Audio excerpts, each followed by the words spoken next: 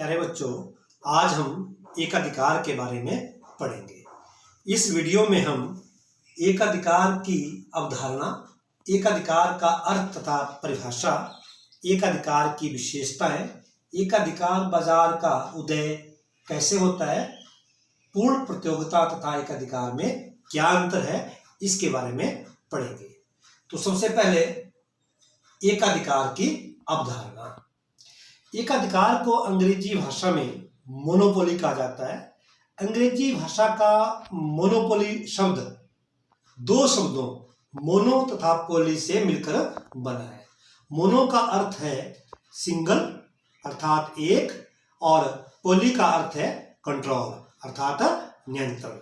तो इसके अर्थ अगर हम देखें, इस हिसाब से हम कह सकते हैं कि एकाधिकार बाजार की वह स्थिति है जिसमें किसी वस्तु या सेवा का केवल एक ही उत्पादक या विक्रेता होता है।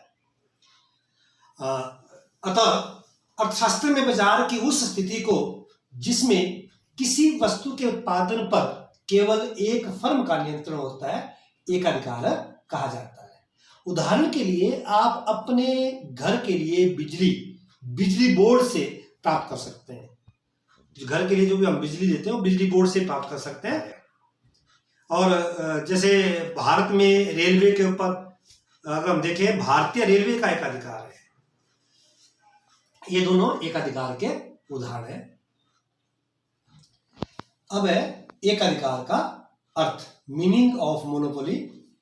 एकाधिकार बाजार की वह स्थिति है जिसमें किसी वस्तु या सेवा का केवल एक ही उत्पादक होता है तथा उसका कोई निकटतम प्रतिस्थापन नहीं होता। उस वस्तु का कोई निकटतम प्रतिस्थापन नहीं होता। इसको दोबारा से समझ लेते हैं हम। एकाधिकार बाजार की वह स्थिति है जिसमें किसी वस्तु या सेवा का केवल एक ही उत्पादक या विक्रेता होता है।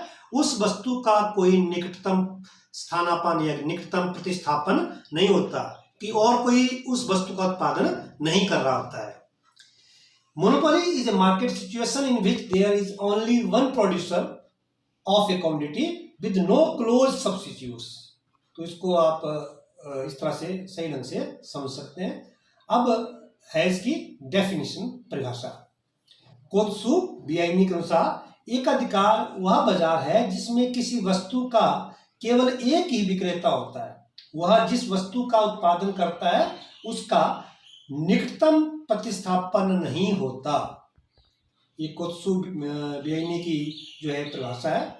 Monopoly is a market situation in which there is single seller, there are no close substitutes for commodity it produces, there are barriers to entry.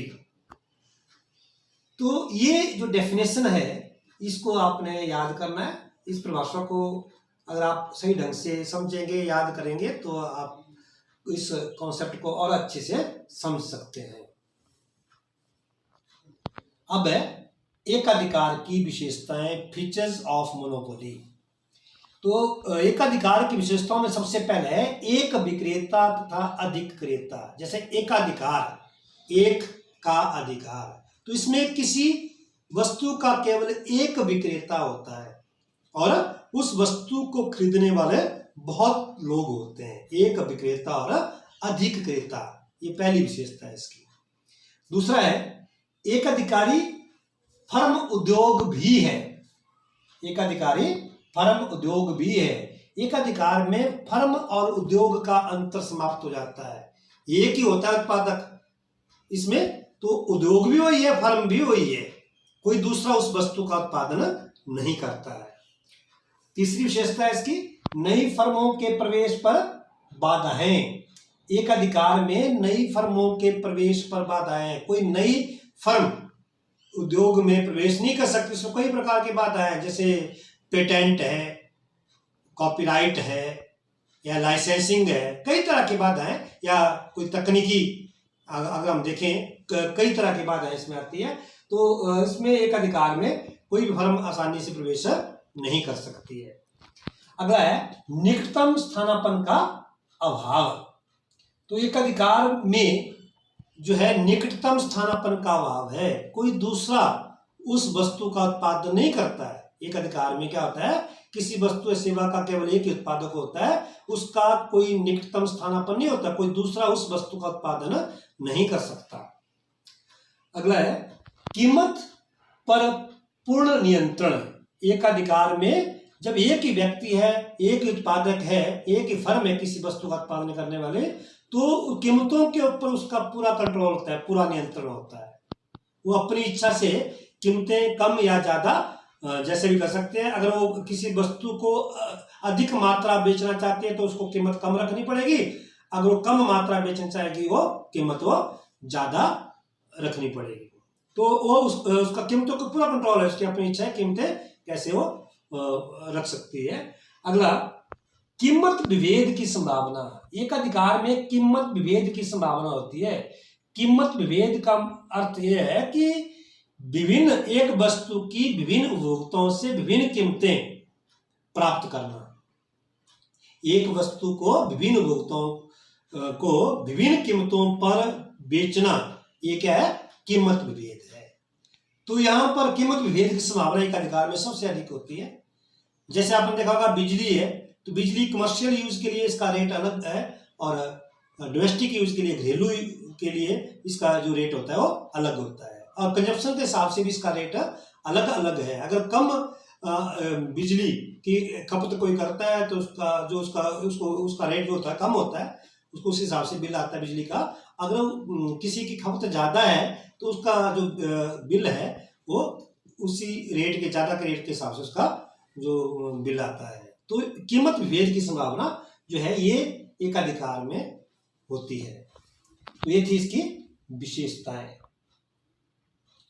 अब एक अधिकार में फर्म का मांग वक्र। तो एक अधिकार में जो फर्म का मांग वक्र होता है वो कम लोचदार होता है, इसकी स्लोप नेगेटिव होती है। अगर आप देखें यहाँ पर AR को हम डिमांड कर्व, ये मांग वक्र है इसका।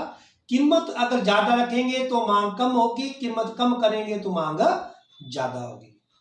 तो एक अधिकार में ये इसलिए है क्योंकि कम कीमत पर वो अधिक वस्तुएं बेच सकता है, अगर वो कीमत ज्यादा रखेगा तो वस्तु वो कम ही बेच पाएगा, इसलिए इसकी जो स्लोप होती है वो नेगेटिव होती है।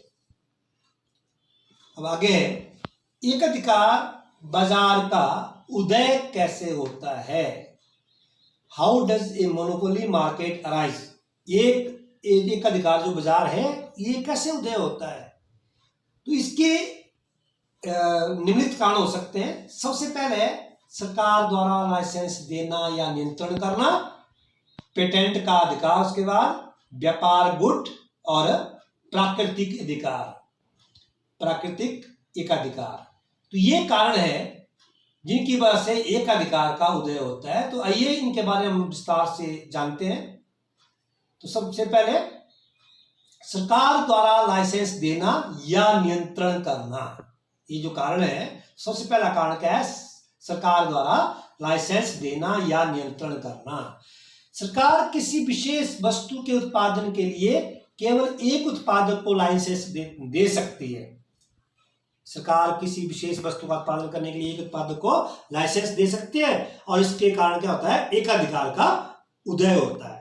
सरकार यह भी निर्णय ले सकती है कि किन वस्तुओं या सेवाओं का उत्पादन पर केवल उसी के विभागीय उद्यम का अधिकार हो। जैसे रेलवे, भारतीय रेलवे का नियंत्रण है, तो ये क्या है? एकाधिकार है।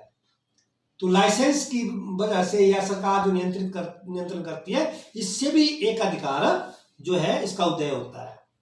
दूसरा है पेटेंट का अधिकार। दूसरा यह है पेटेंट का अधिकार, नए उत्पादों पर पेटेंट अधिकार प्राप्त करना। पेटेंट का अर्थ है वस्तु के डिजाइन अथवा अन्य विशेषता के संबंध में एक अधिकार का अधिकार प्राप्त करना।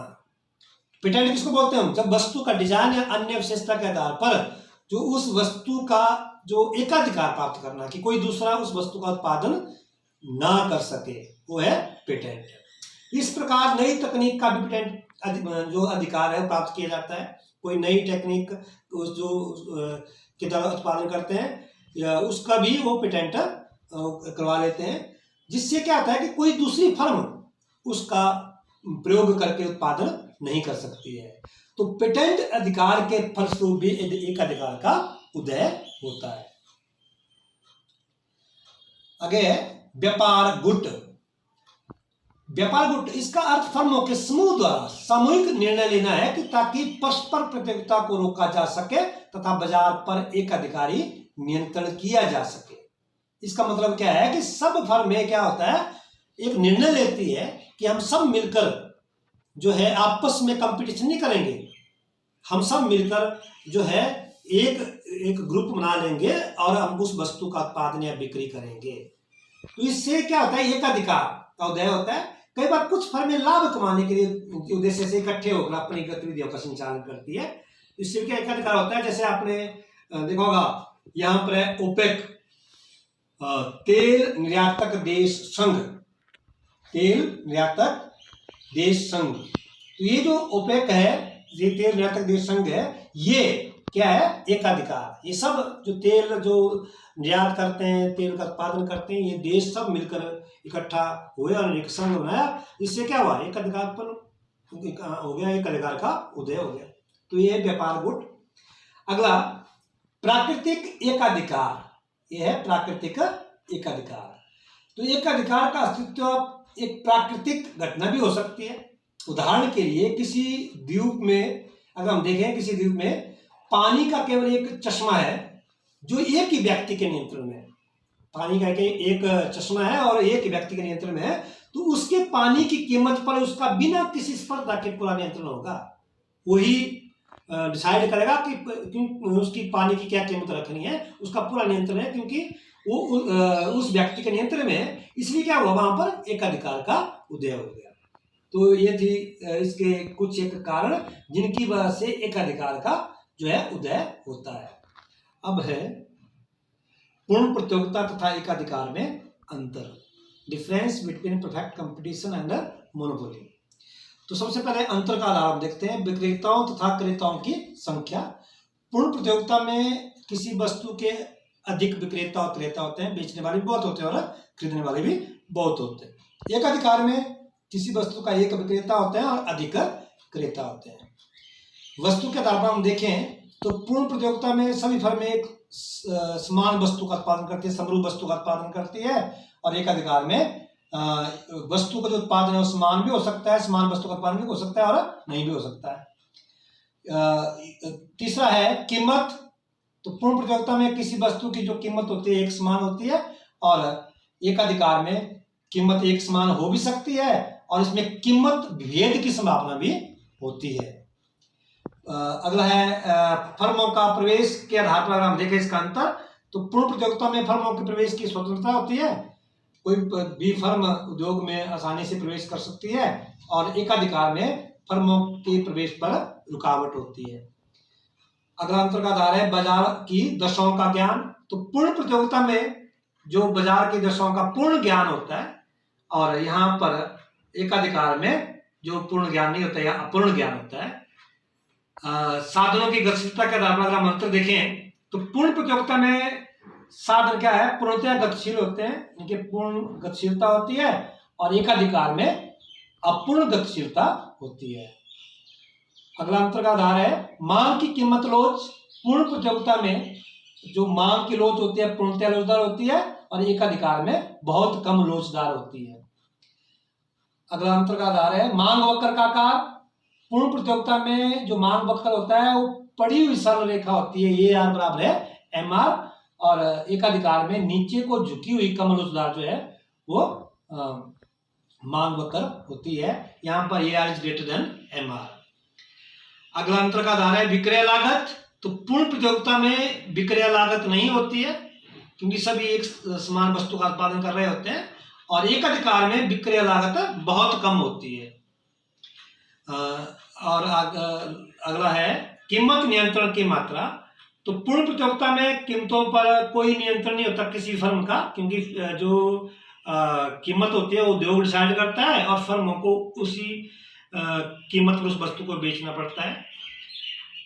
एकाधिकार में कीमत पर जो है पूर्ण नियंत्रण होता है, क्योंकि किसी वस्तु का एक उत्पादक या विक्रेता होता है। तो ये था इसका अंतर।